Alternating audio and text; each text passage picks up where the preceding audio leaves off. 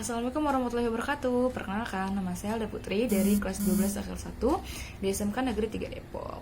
Di sini saya akan menjelaskan tentang kejuruan akuntansi dan keuangan lembaga. Yang pertama, apa itu akuntansi? Akuntansi adalah segala proses yang berhubungan dengan transaksi keuangan. Nah, itu mulai dari pencatatan, mengklasifikasikan jenis transaksi, terus kemudian mengolah dan menjadikan sebuah data. Tujuannya untuk membuat laporan data keuangan yang akurat. Nah, kompetensi dalam mengelola transaksi keuangan itu akan selalu dibutuhkan dalam berbagai bisnis. Oleh karena itu, profesi sebagai akuntan itu akan sangat dibutuhkan. Walaupun begitu, seiring perkembangan teknologi, seorang akuntan juga perlu tetap mengembangkan kompetensi yang dibutuhkan di abad 21 ini. Nah, walaupun kita ada di jurusan akuntansi, itu tidak selalu mempelajari tentang akuntansinya saja. Di sini kita juga belajar mungkin tentang pajak, terus perbankan dan lain-lain. Nah, terus kejuruan akuntansi itu juga tidak melulu hanya mempelajari akuntansinya saja. Mungkin memang kebanyakan itu hampir 80% kita akan belajar akuntansi, karena memang jurusan akuntansi kita akan bertemu dengan jurnal dan jurnal lagi. Debit kredit itu sudah pasti gitu. Kemudian ada hal lain juga, ada pelajaran lain gitu. Ada pelajaran lain. Itu yang pertama itu ada akuntansi dasar, itu udah pasti. Akuntansi dasar itu belajar bagaimana ilmu akuntansi dasar-dasarnya, itu seperti rumus-rumusnya itu seperti kas bertambah di debit berkurang di kredit, kemudian piutang bertambah di debit berkurang di kredit, lalu modal bertambah di kredit berkurang di debit, untuk utang juga bertambah di kredit berkurang di debit, nanti ada prive, beban dan lain-lain. Terus jurnal yang dipelajari juga jurnal-jurnal dasar seperti jurnal umum, terus ada neraca saldo juga, ada buku besar gitu kan. Terus yang kedua itu ada perbankan dasar. Nah, di perbankan dasar ini kita belajar juga benar-benar hal dasar, itu seperti jenis-jenis uang, inflasi, terus ada pasar modal, pegadaian, koperasi gitu kan, dan asuransi itu benar-benar dasar seperti pengertiannya, perbedaannya konvensional dan syariah, terus dan pengolahan secara dasar gitu kan.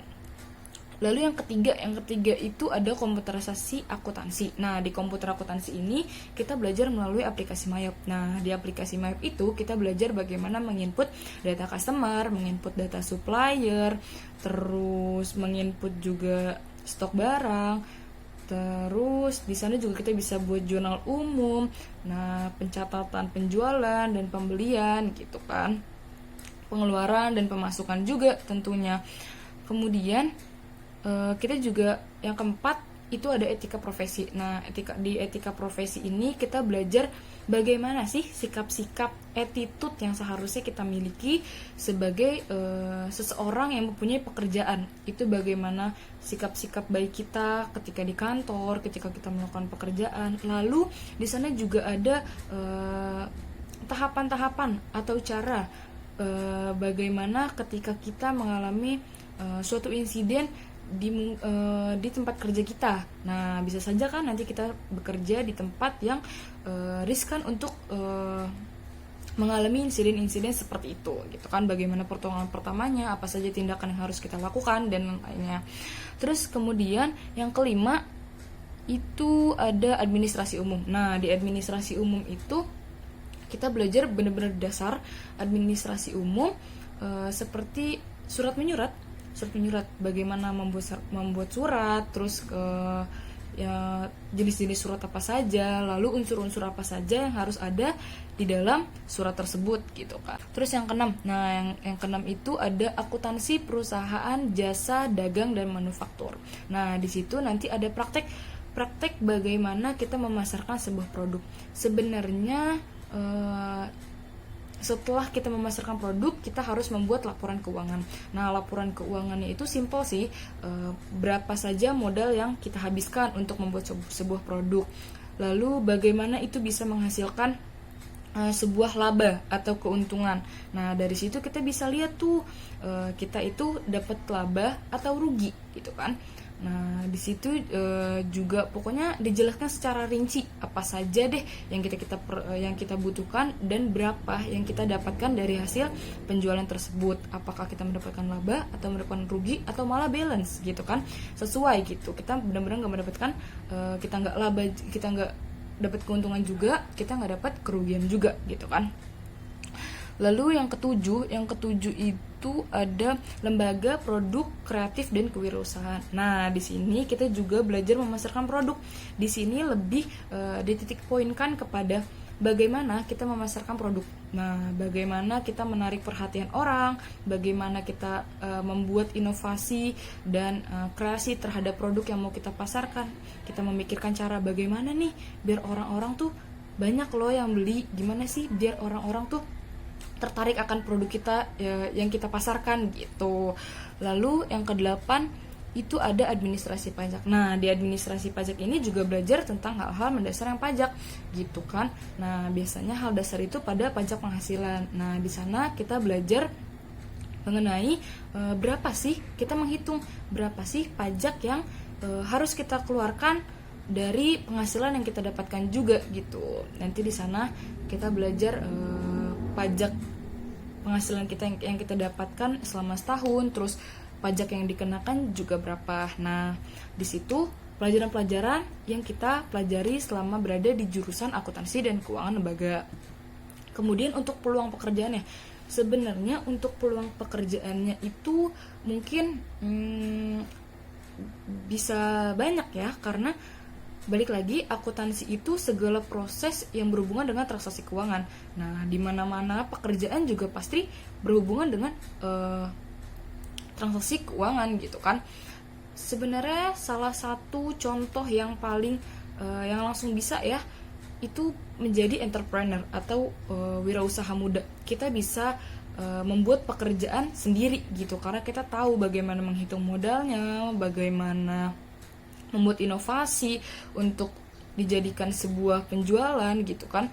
Terus kemudian bagaimana kita membuat data keuangannya juga gitu. Lalu yang pertama itu tadi apa? Entrepreneur atau wirausaha muda. Yang kedua itu kita bisa menjadi staff accounting. Nah, staff accounting pasti di semua perusahaan atau di semua lembaga itu pasti ada staff accounting, karena di sana itu mengelola keuangan.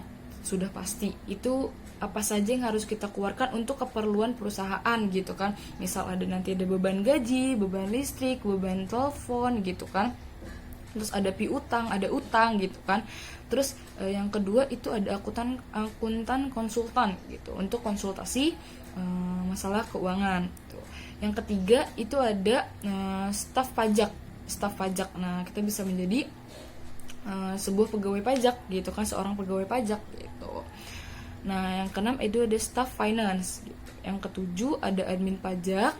Terus yang kedelapan ada staff internal audit. Kita juga bisa jadi seorang internal audit di sebuah perusahaan. Yang kesembilan itu ada staff bank. Yang kesepuluh ada perencanaan keuangan untuk orang-orang yang suka merencanakan keuangan gitu. Yang 11 itu ada konsultan pajak. Yang ke-12 ada akuntan pendidik, itu adalah sebagai guru, mungkin nanti bisa jadi menjadi guru ekonomi dan bisa menjadi guru akuntansi juga gitu. Yang ke-13 ada analisis finansial. Jadi di analisis finansial itu lebih meneliti lagi itu finansial seseorang atau finansial sebuah lembaga gitu kan.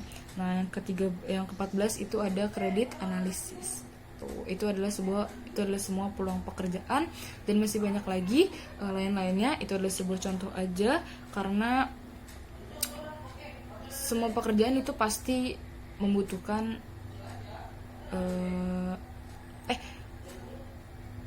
semua pekerjaan di bidang bisnis itu pasti membutuhkan staf akuntan gitu. Jadi ilmu akuntansi itu akan sangat berguna di berbagai jenis bidang bisnis itu. Oke, sekian aja penjelasan saya mengenai jurusan akuntansi dan keuangan lembaga. Terima kasih, kurang lebihnya mohon maaf. Wassalamualaikum warahmatullahi wabarakatuh. Dadah.